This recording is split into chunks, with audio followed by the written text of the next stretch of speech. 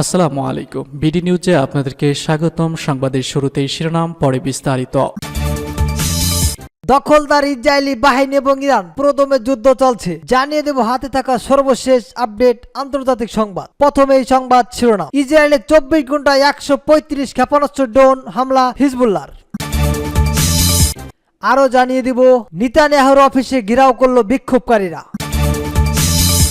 আরো জানিয়ে দিব হাইপারসনিক ক্ষেপণাস্ত্রের সফল পরীক্ষা চালালো ভারত। আরো জানিয়ে দিব পারমাণবিক অস্ত্র নিয়ন্ত্রণ যে বিষয়ে একমত বাইডেন ও শি জিনপিং। সর্বশেষ জানিয়ে দিব পাকিস্তানের সন্ত্রাসী হামলায় 25 জন সেনা হতাহত। শুনতেলেন সংবাদ শিরোনাম, এবার শুনুন বিস্তারিত। তার আগে অনুরোধ থাকবে, আমাদের ভিডিওটি যদি ভালো লেগে থাকে তাহলে একটি লাইক, কমেন্ট, শেয়ার করে দিবেন। আর আমাদের ভিডিও সর্বপ্রথম পেতে চ্যানেলটিকে সাবস্ক্রাইব করে রাখবেন। ইসরায়েলের 24 ঘন্টায় 135 ক্ষেপণাস্ত্র ড্রোন হামলা হিজবুল্লাহর। এবার শুন বিস্তারিত।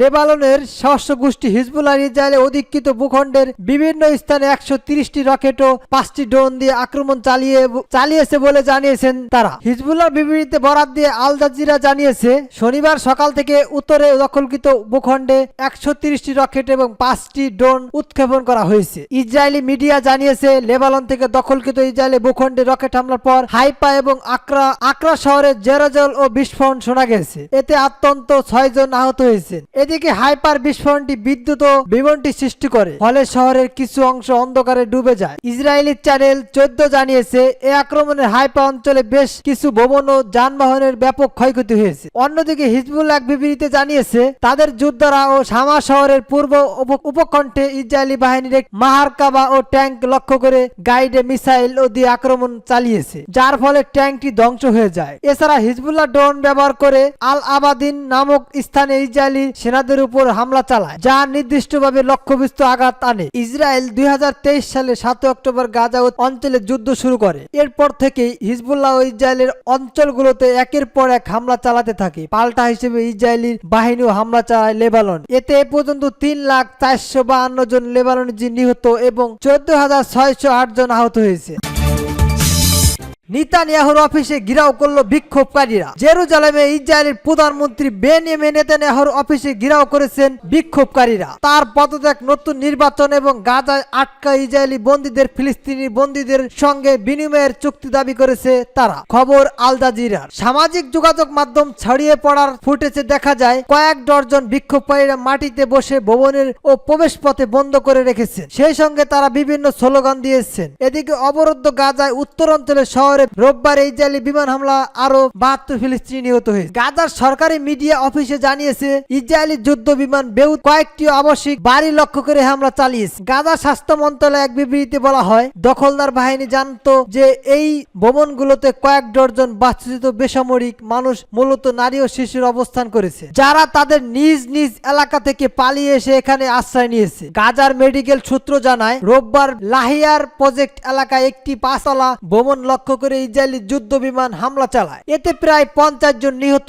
এবং আরো অনেকে ধ্বংসস্তূপের নিচে আটকা পড়ে আছে। প্রসঙ্গত, ইসরায়েলের হামলা এখন পর্যন্ত 43,846 ফিলিস্তিনি নিহত হয়েছে, আর লেবাননে নিহত হয়েছে প্রায় 3,500।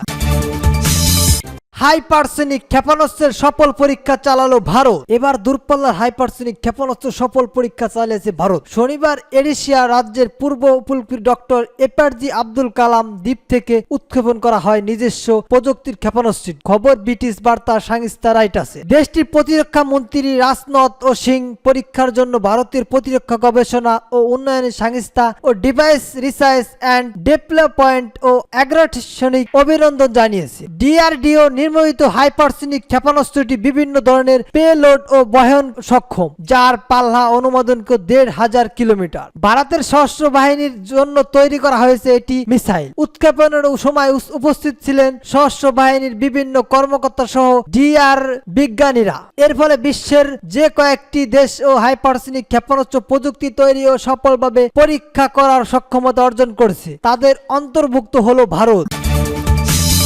পারমাণবিক অস্ত্রের নিয়ন্ত্রণ যে বিষয়ে একমত বাইডেন ও শি জিনপিং। পারমাণবিক অস্ত্র নিয়ন্ত্রণ যেন কখনো অতিক্রম ও বুদ্ধিমত্তার কাছে না এগিয়ে মানুষের হাতে থাকে, সে ব্যাপারে একমত হয়েছেন বাদী ও মার্কিন প্রেসিডেন্ট জো বাইডেন ও চীনের প্রেসিডেন্ট শি জিনপিং। রোববার 17 নভেম্বর বার্তা সংস্থা রয়টার্সের এক প্রতিবেদনে এই তথ্য জানানো হয়। শনিবার এফপিকে এশিয়া ও পারসনিক ও কোঅপারেশনিক ফোরাম ও সম্মেলনের সাইলেন্টের বৈঠক করেন বাইডেন ও শি জিনপিং। এইটি শি জিনপিং এর সঙ্গে বাইডেনের সর্বশেষ কূটনীতিক বৈঠক বলে নিশ্চিত করেছে এফপিআই। বৈঠকের পর হোয়াইট হাউসের পক্ষ থেকে দেওয়া এক বিবৃতি বলা হয়, পারমাণবিক অস্ত্র ব্যবহারের সিদ্ধান্তের ক্ষেত্রে মানুষের নিয়ন্ত্রণ বজায় রাখার প্রয়োজনীয়তার কথা নিশ্চিত করেছেন দুই নেতা। সামরিক খাতে এআই প্রযুক্তি ব্যবহারের ও সম্ভাব্য ঝুঁকির ব্যাপারে সতর্ক ও অবলম্বন করে বিচ্যুত ও দায়িত্বশীলতার সঙ্গে এই পর্যন্ত বিকাশের প্রয়োজনীয়তার উপর জোর দিয়েছেন তারা। বৈঠকে নিয়ে চীনের সরকারি বিবৃতি আরো এই প্রসঙ্গ উঠে এসেছে। মার্কিন প্রতিরক্ষা দপ্তরের হিসেবে অনুযায়ী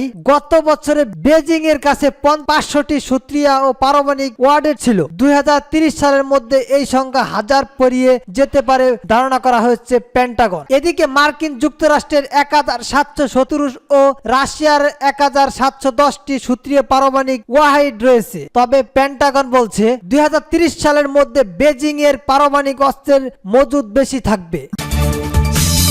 পাকিস্তানের সন্ত্রাসী হামলায় 25 সেনা হতাহত। পাকিস্তানের দক্ষিণ পশ্চিম অঞ্চলে বেলুচিস্তান প্রদেশে একটি আধা সামরিক চেক পয়েন্টে বন্দুকধারী হামলায় 7 সেনা নিহত এবং 18 সেনা হতাহত হয়েছে। প্রাদেশিক পুলিশ কর্মকর্তা হাবিবি ইয়ার রহমান শনিবার জানিয়েছে, কয়েকটার প্রায় 150 কিলোমিটার দক্ষিণ কালাত ও জেলার পাহাড়ি অঞ্চলে এই হামলা ঘটনা ঘটে, যা ভোরে শুরু হয়ে কয়েক ঘন্টা ধরে চলতে থাকে। আহত 18 সেনার মধ্যে কয়েকজনের অবস্থা গুরুতর এবং তাদের স্থানীয় হাসপাতালে ভর্তি করা হয়েছে। পাকিস্তানের প্রধানমন্ত্রী শেহবাজ শরীফ এই সন্ত্রাসী হামলায় তীব্র নিন্দা জানিয়েছে। বেলুচ ও রিভলিউশন আর্মি বিআল এই হামলার দাবি স্বীকার করেছে। এক ইমেলে বার্তায় তারা জানিয়েছে তাদের সদস্যরা ও আধা সামরিক ও চেক পয়েন্টে এই হামলা চালিয়েছে। সম্প্রতি এই গোষ্ঠীটি পাকিস্তানে তাদের কার্যক্রম বাড়িয়েছে। গত সপ্তাহে তারা এক রেল ও স্টেশনে অন্তর্গত বোমা হামলা চালায়, যেখানে পাকিস্তান সেনা সদস্যের লক্ষ্যবস্তু করা হয়। এই হামলায় 27 জন নিহত, যাদের মধ্যে 19 জন সেনা সদস্য ছিলেন। তারা মূলত ছুটিতে বাড়ি ফেরার জন্য প্রস্তুত নিচ্ছিলেন। এছাড়া গত মাসে করাচি আন্তর্জাতিক বিমানবন্দরের বাইরে আরেকটি ও আত্মঘাতী বোমা হামলা 2 জন চীনা ও কৌশলকৃত হন। বিএল এবং অন্যান্য গোষ্ঠী কয়েক দশক ধরে বেলুচিস্তান ও প্রদেশের পদীক্ষিত ওই খনিজ সম্পদে বৃহত্তর ও দাবিতে লড়াই করেছে। এই অঞ্চলে চীন ও পাকিস্তান অর্থনীতিকে করিডর ও সিপিসি এর অংশ হিসেবে গড়ে ওঠার গোয়েন্দা ও বন্ধুদের জন্য গুরুত্বপূর্ণ, যা চীনের বেলুট ও অ্যান্ড রোড উদ্যোগের BRI $65 বিলিয়ন বিনিয়োগের একটি অংশ। সূত্র মেহের নিউজ এসএনজি।